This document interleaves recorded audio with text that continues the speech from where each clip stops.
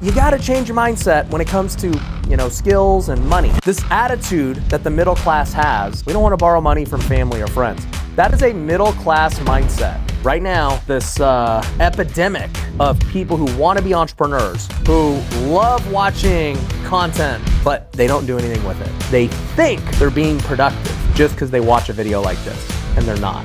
It's singular. Learn a skill. Too many times, broke people. What's up, well builders? Today, I'm back at you with a solo podcast. It's been a minute since we've done one of these, but I want to talk about being broke. A lot of you guys right now might be literally broke. You have $0 to your name, and you're trying to figure out how to get out of that situation. Well, you're going to love this. But then some of you are at a point where maybe you've made money, and you just cannot seem to figure out how to keep money, right? Some of you guys are high income earners, or you've made money in the past, and then you went through a rough stretch the last couple of years, and now you're trying to figure out how to rebuild and how to make that not happen again. And I think just for anyone in general, myself included, these principles are going to be very good because at the end of the day, when the economy's good and markets are good, we're all feeling rich. We all feel like we have more abundance. But when things get hard, we all feel, our pockets pinch, and we all feel like, hey, we got to change some things now that money's not as easy as it used to be. So all that being said, I don't really care what side you're on. I think that these principles will apply to anybody right now at this point in time. So I'm going to give you the 5 things to think about. I might even throw in some bonus ones, but I got them here right now. So let's talk about it, okay? Number 1, if you want to stop being broke and you want to, increase your income, the first thing you got to do is develop new habits. I mean, this makes sense in, just a normal way of thinking about it, right? I mean, whatever habits you've been doing to this point have got you this result. So if you want to change things, you should probably first think about changing your habits. Now, there's a lot of things, like for me, notice I didn't say change your goals or change your mindset or change any of those things. Like, those are important, but at the end of the day, when I think about a habit, I'm talking about something you do every single day. I'm not talking about, hey, this thing I want to accomplish this quarter or this year. I'm talking about what can you do right now in your life that you could change every day. And, if you don't know, you can go on your iPhone or your Android right now and go get the Wealthy Way app. It's in the App Store, the Wealthy Way app, and it's really cool because you can set goals and all that cool stuff and journal and write things you're grateful for. But one of the features in there that I use the most is my habit tracker. So I have 3 habits that I track every single day when I go on the Wealthy Way app. I track to see whether or not I did them. Now, I get to set these habits based on what I want to change in my life. So I'll share a couple of habits with you that I've had over the years that I've tracked, because I change it year to year as I try to develop new habits. So right now, my 3 habits are this. I'll just tell you straight off my app right now what they are. Number 1, I want to tell my wife I love her every single day. Now, this may seem like a small thing, and it may seem like, well, Ryan, shouldn't you tell your wife you love her no matter what, all the time? And you would think that would be the case, but that's not the case. I have to actually be reminded to do it every day for it to actually happen. And the reason I know this is that was one of my habits from 3 years ago. And, I thought I accomplished it because I was doing it every day. And so then the following year, I took it off my habits because I thought I had developed it. And then sure enough, my wife hit me up one day and she was like, hey, you used to tell me you loved me every morning, and now you don't do that. And I'm like, wow, that's crazy that I would not, continue with this habit just because I stopped reminding myself every morning in the app. It's crazy. One little thing like that can affect your marriage and, how your wife or your spouse perceives, love. And so this year in 2024, I put it back in my habits and I said, all right, every day I'm going to tell my wife I love her. And so every day I'm doing my planner in the morning, I look at it and I'm like, oh, yeah, I got to tell Mindy I love her. And so I do it, and then she's appreciative. My second habit I have this year is that I want to practice golf every day. And so, I live on a golf course now and I have a simulator, so I've got lots of ways to practice every day. And so, there's no restriction on how many minutes I need to practice or what I need to practice. I just need to do something to practice golf every day because I want to get better. I mean, not every habit you have to have, needs to be like this ultra productive thing. Just the discipline you're going to gain from practicing a craft every day will help you out. Now, do I think that if you're broke, literally you have zero money, that your habit should be like mine, saying, hey, I want to practice golf every day? Heck no. You should not be practicing golf every day because you're broke. You don't deserve to golf, all right? You need to go figure out these other things we're going to talk about. So, that I'm just telling you what mine is currently at this moment. I want to practice golf every day. I think that helps physically. It helps me take my mind off things. Also, when I practice golf, I like to listen to an audiobook or a podcast. So it's a way for me to self-develop and learn as well. It's not just about the golf. And the third one that I have is that I want to pray with my family every night, the entire family. So, Mindy, my 3 kids, I want to set the example as the leader in the household that, hey, we pray as a family. And yeah, we pray before meals and they're used to that. But I also want to pray every night with them just to set that example. And obviously I believe in the power of prayer. And so, I want that power over our family and the things we're doing. So, those are my 3 habits. I track them every day in the Wealthy Way app, and I'm able to hold myself accountable by simply just, looking in the app every day. So that's why I say, trust me, I don't care if you download the app or not. It's completely free. It's going to help you. There's no pitches. There's nothing in it. If you want to develop a new habit, you got to constantly remind yourself to do the habit. If you just say, hey, this was one of my habits in a previous year. I don't want to eat sweets. Okay. I was trying to get away from my sweet tooth. And so one of my habits was don't eat sweets. And sure enough, right? Like every time I would go there the next day to look at my habits, I'd have to say, man, did I eat sweets yesterday? And the answer, if it was yes, I had to say, yeah, I did. Crap, I failed. So I don't want to fail.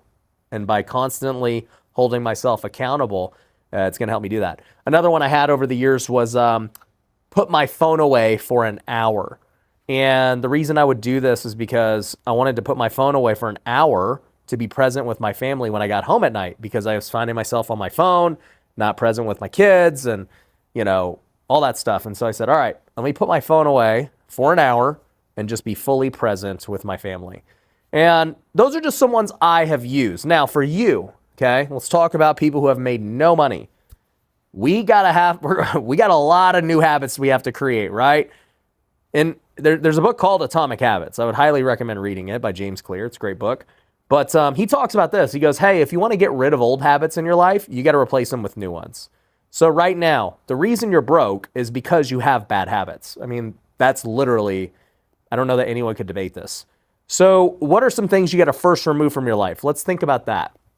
Well, I would say a lot of broke people have issues with drinking. They have issues with partying. They have issues with spending money on crap that doesn't matter. They got issues with wasting time. They're just scrolling on social media. There's lots of reasons that they're broke. And you got to identify, hey, what are the things are not good for you? Okay? So let's work on eliminating those. And you could even have it as part of one of your habit trackers of like, hey, don't drink. And then boom, right? You check every day. Hey, I didn't drink today. That's great. So that's the first thing to think about. And then the second thing to think about is, hey, what are the habits I want to replace these with? So just some good habits that you could do. I've done this before too, is like, hey, read for 20 minutes per day. I'm going to go read for 20 minutes a day and do some self-development. That is a great habit that you can do. Another habit, maybe you're just really bad about working out. Hey, I'm going to work out every day. Do I think that everyone needs to work out every day? No, I work out 4 days a week. I golf some days, so I'm pretty active overall, but as far as like pure workouts, it's 4 days a week. But if you struggle with working out, then yeah, make it a habit that, hey, I work out every day, and ideally you work out every day at the same time. And so, that's another good habit that you can add that's going to, drastically change things for you. If you struggle with networking and you struggle with getting out, because we know that, your network is your net worth, and we'll talk about that later. But, if you struggle with just getting around the right people, maybe a new habit's going to be, hey, I'm going to cold DM 5 people every day, trying to build my network and my relationship and all that stuff. So there's lots of habits that you can do that are going to, replace your old ones that are going to help you not be broke. Because at the end of the day, like I said, The reason you are where you are is because of your habits. It's really that simple. All right, the second tip I want to give you is that you need to get frugal. Now look, I like enjoying things. If you can't tell, I've got nice things as far as materials go, whether it's a house, a car, clothes, I enjoy nice things. But I've always been ultra frugal. And I'll tell you this, as the years have gone on and I've gone through cycles of making a lot of money, and then, the last couple of years in real estate have been way worse than the previous bunch of years. And so you're like, okay, maybe I need to start getting a little more frugal again, So for me, that's what I did. I was like, I only need one car. I had multiple cars. I'm like, I only need one. I had multiple watches. I'm like, I don't need that many watches. Okay. I'm myself getting more frugal as my circumstances have changed. As I've realized, like, oh, you know what? Even if I was making all this money, then I still would rather not have all this random stuff. Like, as you start making more money, you start accumulating more stuff because you've never had it before. And then once you've had it before, you realize it's not that great. And you're like, you know what? Yeah, life could be a lot more simple. I don't need all this. And so it's just part of growing when you make money. But when you're broke, like, you've never got to experience, amazing things and material things. And so you are like, man, dude, like, I'm going to work so I can get that car. I'm going to work so I can get that dream home. And look, there's nothing wrong with that. But my point is, you will soon realize, if you're lucky enough to achieve it, that it's not anything great. At the end of the day, you'll get it. And then you'll be like, dang, all right, what's the next level? What's the next home? What's the next car? That's how it always goes. I'm just telling you from experience. And so you need to really cut back and be frugal for whatever frugal means to you. And I think, let's just say the guy starting with $0, or close to it, living paycheck to paycheck, let's just call it. I really think that you should not do anything, period. You should not be eating out. You should not be going out with your friends. You should not be doing anything that costs a lot of money. You should be freaking grinding it out and saving all that time and money and devoting it to getting out of your situation and doing the things I'm going to tell you the rest of this video. But it's going to take discipline. Your friends may get mad at you. It's going to take an ego check for yourself to say, man, I used to do this, but now I just can't. I'm just not going to do it. One of my wife's friends, it's funny. She's worked the same job for like 10 years. She probably makes, I don't know, 40 to 50 grand a year. And, she was like, man, I just really want to I just keep living paycheck to paycheck and I don't know why. And I was like, all right, let me go look at your expenses and just do an audit. And so I did an audit, and she's like, I literally don't spend any money. I just don't know how, every month it's just gone. I'm like, all right, well, your bank account will tell us. So let's, I literally told her, I said, print out your bank statements. So she prints out her bank statements, and sure enough, I see all these charges for eating out. And I'm like, how often do you think you eat out? I just asked her. And she's like, oh, I don't know, once a week. That's what she thought. She thought she ate out once a week. And I was like, no, do you really think you eat out once a week? And she's like, yeah. And I'm like, look at what your bank statement says. Your bank statement says you eat out every day. You're going to Starbucks, you're going to fast food, you're going to Panera. You eat out every day. On average, you eat out once a day. Yeah, some days you eat out 0, some days you eat out twice, And she's like, oh, well, yeah, I guess when you think about it, at work, I got to go get lunch a lot of times, but it's only $15. It's only $20. And I'm like, yeah, well, guess what? $20 adds up. $20 times 30 days is $600. When you're only making, call it $3,500 to $4,000 a month, and you take out your taxes and all this other stuff, $600 represents a lot of money. And so if you're tired of being broke, you cannot eat out at these places. And yes, guess what? Your coworkers might look at you funny because they're used to it too. You guys are all in the same boat, eating out, spending all your money, not saving, whatever. And, I'll be honest with you, I'm not like the biggest savings guy. I would rather teach you to earn money, which once again, we're going to talk about here later in this video, but you do need to start changing your mindset, and being frugal gives you more discipline. You know, like even for me, as a guy who's experienced very high highs, I still want to be frugal just for the sake of having self-discipline. You know, I need to be able to say no. I need to be able to have control. I need to be able to have self-control, because it's so easy to just kind of like let yourself go when you have money. That's why you see a lot of rich people who are unhealthy, because they eat the finest foods. They get comfortable. They go on vacation. They do these things and they get out of shape. And it's like, nah, dude, that ain't me. I'm trying to have self-control. And the same thing is true. It's like when you have more opportunity to spend money, it really tests how much control you have, right? If you could buy that car, how much discipline do you have not to buy the car? You know, you could do this thing. How much discipline you got to not do the thing? You know, so for me, I am an advocate of having balance and enjoying life, and, you know, not just being one of these ultra frugal people who just, you know, never enjoys their money. But when you're broke, you have to be ultra frugal. And then even when you make money, you still got to have some discipline to not blow it all. So, got to change your mindset when it comes to money and spending.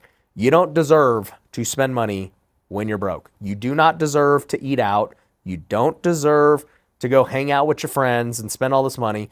Go hang out with them, and you know what? You want to go hang out with them, even though that's going to kind of waste time to get you out of your situation. But, you know, you want to go hang out with them for, you know, a night, whatever. Hang out for a night, but do it on something that costs you no money. But, you know, you shouldn't be hanging out with your friends every night. If you're hanging out with your friends every night and you're broke, there's a massive problem, because you're probably spending money, but more importantly, you're wasting all this time that you could have been self-developing that's going to get you out of this situation.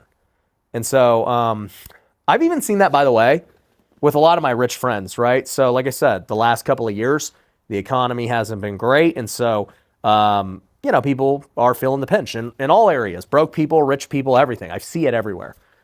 And so, you know, I see people who are spending a lot of time, let's say, traveling and speaking on a bunch of stages and, you know, doing all these just different things. And then all of a sudden you just kind of look at it and you're like, man, was that even really worth it for my business? You know, myself included, right? Like I get asked to speak on stages and other things all the time. And I've just realized that no, I should not. It's not a good use of my time. I'm far better off staying right here, working on my business, being with my family, being with my employees, being in my community, and then just going strong at the mission.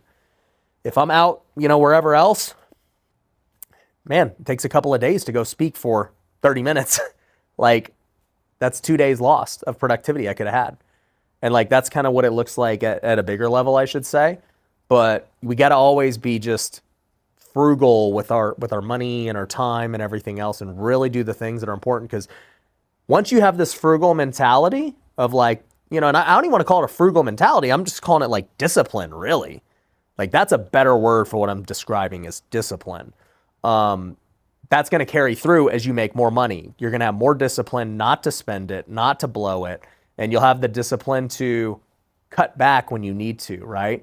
And for me, I developed this when I was playing pro baseball. So, you know, many of you know, when I got drafted by the Oakland A's in 2010, I was making $1,200 a month for 6 months out of the year. So I made $7,000 for the year. Well, it's hard to live off $7,000, right? And also too, even when we were making the $1,200 a month, I still had to pay for my housing, my rent, my food. They didn't pay for none of that crap. Crazy. I don't even know how I lived when I think about it. But actually I do know how I lived, because I was disciplined and frugal. I did not eat out in my early 20s, like at all. I mean, I'm not going to say I didn't do anything, period, but once a week, maybe, max. And eating out was eating Chipotle. It wasn't even eating, you know, fine dining. When my wife and I got married, we were broke. And, you know, we were super young, super broke. We thought, like, well, not that we thought, but like our Valentine's Day dinners or anniversary dinners were under $100. And that was our version of a super high-end nice meal. You know, we went to a place where, It's like a plate would have been $30. Maybe we got an appetizer, and we didn't get any drinks because back then I'm like, bro, $20 for a drink? No way. That's the biggest ripoff. In fact, my wife, when we first started dating, she would get Cokes at the restaurants. And I'm like, really? You got to just like get a soda? These things are like $5. Like that's how frugal I was. And then, we got used to drinking water and stuff and it was fine. We changed our habits. We changed, our mentality. And because of that, we were able to save as we made more money and reinvest that into assets and buy more real estate and build more businesses. And then over time, we started to enjoy the finer things in life once we were millionaires. We started to go to nice restaurants. We started to go on nice vacations. We started to have nicer things. And that's how it should be. I'm not here saying don't ever have nice things. Don't ever eat at nice places. Don't ever experience life. I'm not saying that. But I am saying there's a time and a place for it. And it ain't when you're broke. Okay? So, the goal is really let's just get out of being broke as soon as possible. I'd rather you grind for a couple of years and get out of being broke and then enjoy life versus like, I don't know, enjoying, and I do this with air quotes if you're listening, enjoying life. You'll get these people who are always broke and like, bro, I'm going to just enjoy my life and blah, blah, blah. And whatever, enjoy, air quotes, your life for the next 10 years living paycheck to paycheck. You do that. Because what you think is enjoyment is probably not anything great. I'd rather you put your head down for a couple of years and then truly get to enjoy life the rest of your life. To me, it's a far better trade-off than enjoying, air quotes, being broke and paycheck to paycheck. So that's the second thing. Get frugal. Third thing you got to do, learn a skill. This is the only way you're going to get out of it. Like habits are great. You start working out, you change your mindset, you're saving more money. But now what? Well, you got to learn new skills. If you don't learn a skill that makes you money, you're never getting out of your situation. Point blank. Okay?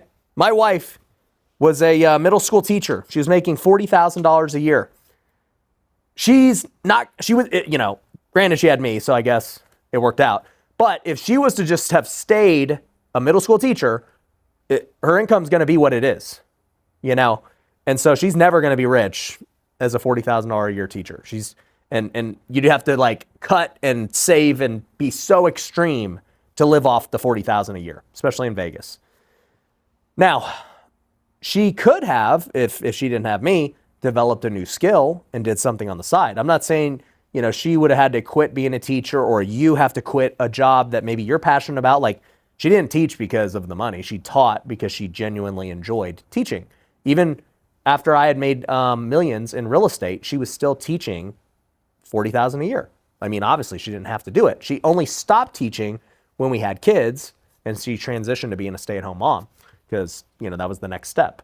But my point with this is you got to learn a new skill. That may be replacing your current job and, transitioning to real estate's obviously a great skill, but transitioning to entrepreneurship, or that could be, you learning a new skill and doing a side hustle, right? So one thing I would tell, Mindy's friend who I was talking about earlier, who ate out too much, is like, look, if you really want to eat out and you want to save money, well, let's figure out a skill that makes you an extra $1,000, $2,000 a month. That way you can cover all your, your indulgences, and then you still will start saving money. It's very easy to make an extra $2,000 a month. It's literally not hard.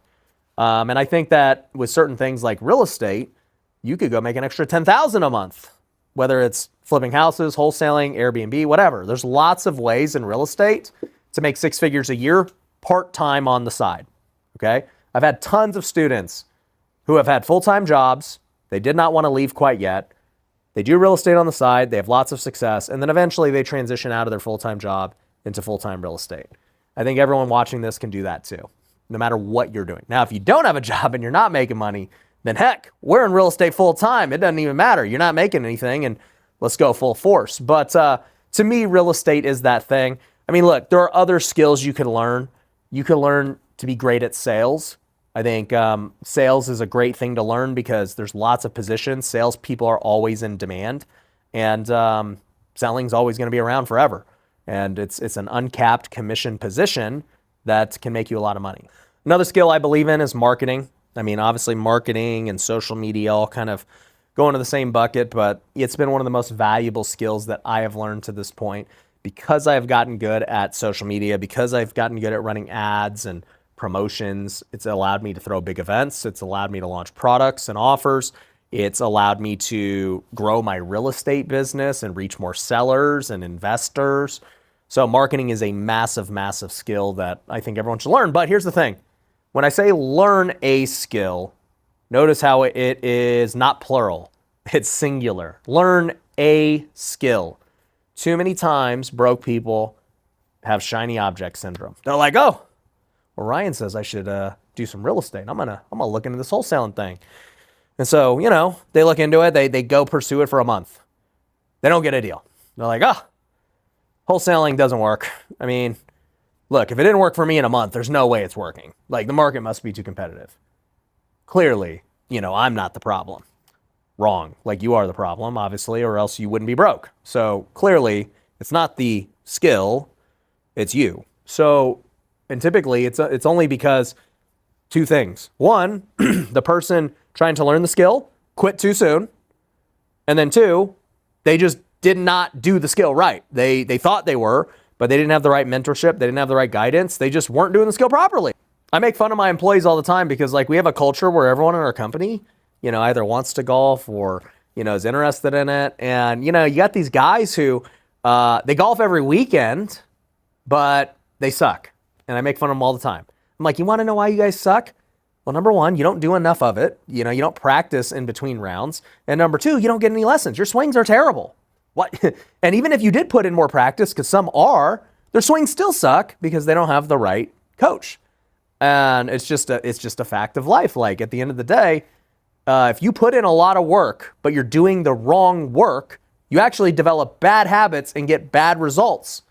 Versus if you learn to do it the right way from the get-go, then your work gets amplified because you're doing it right from the beginning, and now you're putting in volume. Does that make sense? Like, putting in volume, trying to figure it out, makes you waste time, develop bad habits, and all these different things. But if you just spend some money and invest in yourself and learn from the get-go, whatever skill you're trying to do, I don't care if you learn from me or not, but you should invest in yourself to learn the skill properly at the very beginning and then put in the work. That's how you do it properly. I mean, that's how I learn anything. At this point, I don't try to wing it and just learn. I go out and get the highest caliber person I can find that's going to help me learn the skill. One of the skills I said this year that I wanted to learn was digital marketing. I wanted to build the best digital marketing, team that I could. I wanted to get way better at running ads. Want to get way better at, just different funnels and all that stuff.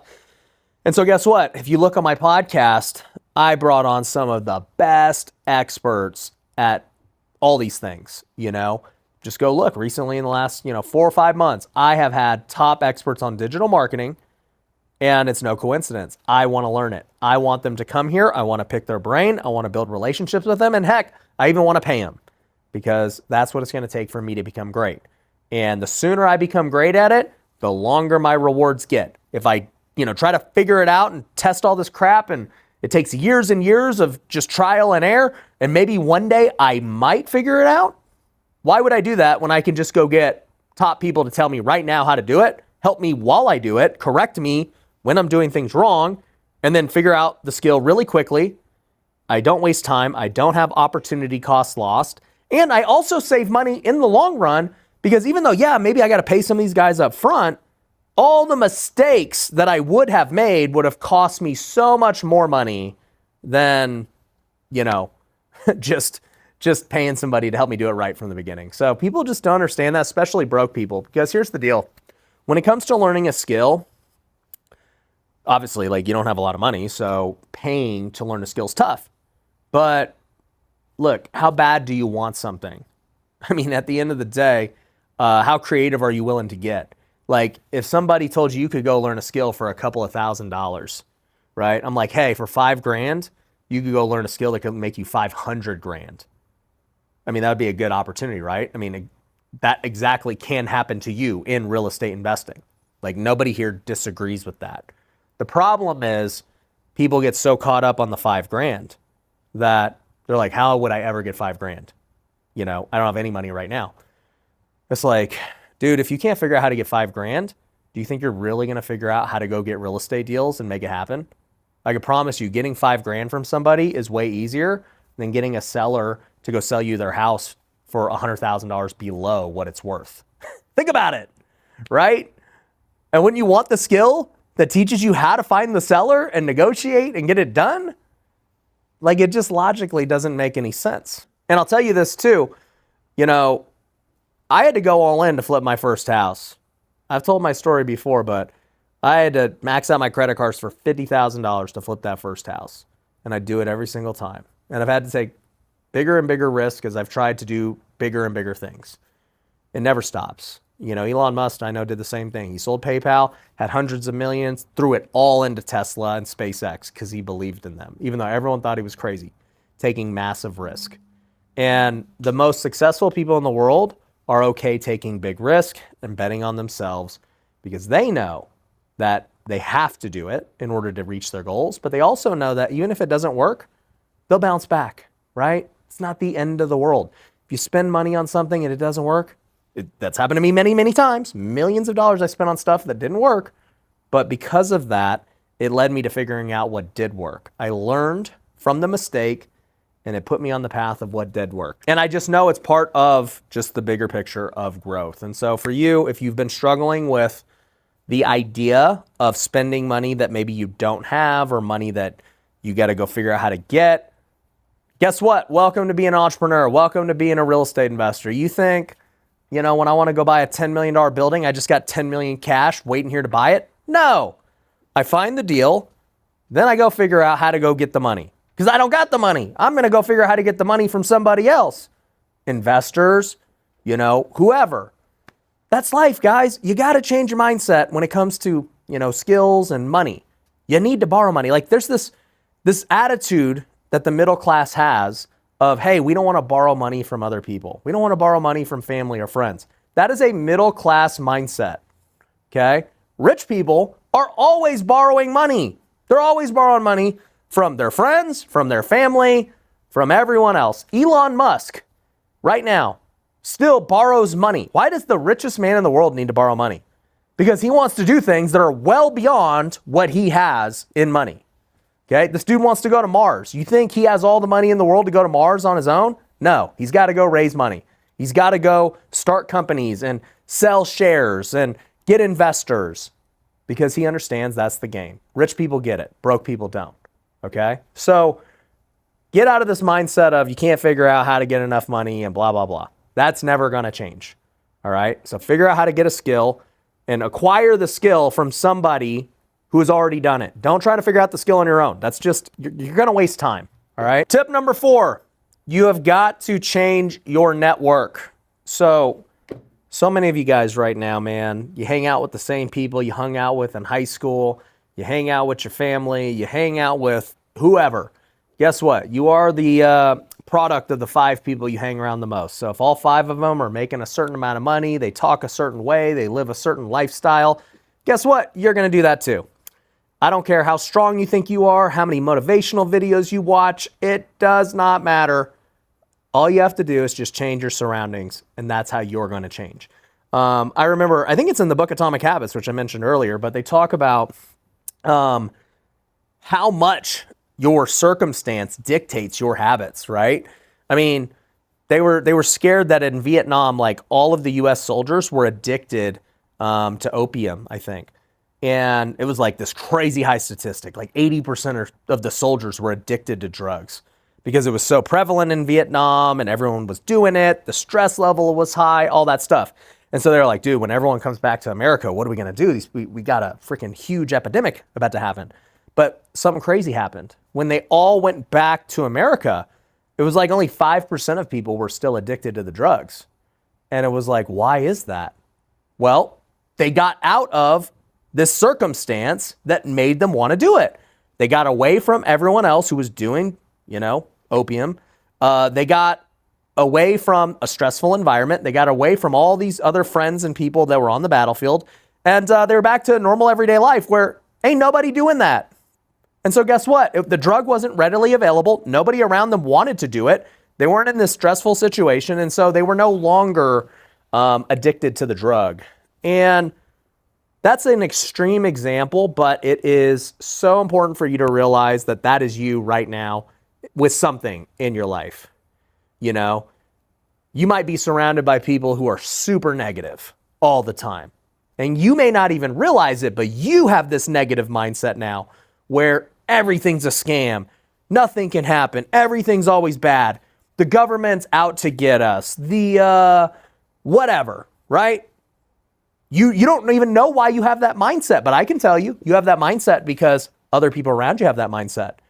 What do they say? Misery attracts company. It's true. If you're a gossiper, you're somebody who wants to always talk about everyone else, because it makes you feel good about your own life. Well, guess what? You're going to be talking with people who want to talk about gossip. I'm actually in a high-level mastermind, and rich people are very gossipy. I won't lie to you. They have good habits that have made them rich, but they may not be the most morally sound people. And so for me as a Christian, I hate gossip. I literally hate it. And it sucks because I'm on social media and people can talk all this crap about me and whatever. And I usually just don't respond to any of it because I just don't care. I just don't want to. It doesn't help anybody. I don't care. But I was in this, high-level mastermind with 7, 8, and 9-figure entrepreneurs. And they like to gossip a lot just about people and stuff like that. And I'm like, dude, guys, I don't want to be a part of this. I just literally cannot stand listening to you guys talk crap about other people. It literally is just a waste of my time. It makes me just not want to be here at all. Even though they're great people, there's some way more successful than me. I just don't even want to be around it. Because that's not the kind of life I want to have, right? And that may seem extreme to some people, but it's not. You got to decide who you want to be around. Just because somebody's wealthy does not mean you want to be like them. I want to be around people who carry the same values that I aspire to have. I want to be around, people who are great husbands and great fathers. I want to be around, people who are great business leaders and they're making an impact in their community. I want to be around people who are great followers of Jesus and who are serving. I want to be around people who keep their bodies in shape, who want to work out, who want to improve. I want to be around people who are positive, people who have traits that I want to one day have. That's who I'm trying to surround myself with.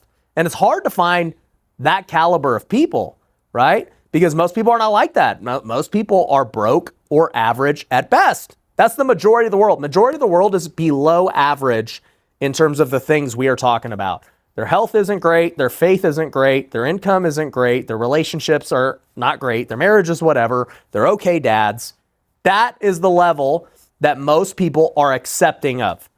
And guess what? Those people attract to be around those people because, if I try to hang around a normal person these days, I'll call them a normal average person these days, I have a really tough time because they talk about normal average things that are so stupid to me, I can't even deal with it, right?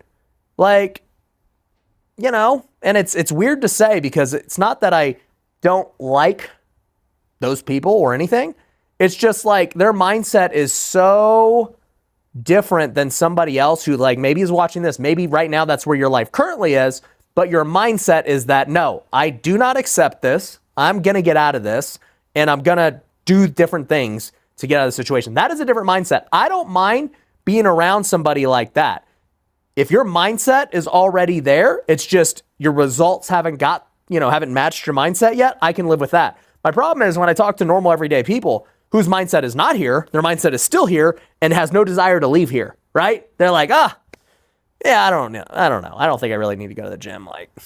Maybe I'll do it. Maybe I won't, Then, we start talking about business. Yeah, I've been, whatever. It's good. It's a good job. It's not great, but it's, pays the bills. How's things with the wife? Oh, like, whatever. She's still not doing whatever, but, and I don't clean or do anything, but it's all good. The kids it's fine. I'm like, bro, this person is a loser. I don't want to be near this person at all because their attitude is going to reflect on me. No matter how strong I am mentally, no matter my perseverance, we're going to be repelled against each other. They're going to say I'm too crazy or too intense, when in reality, that's what I think about them. So the point being is you got to get around people who you want to be like and who are also striving to be better too.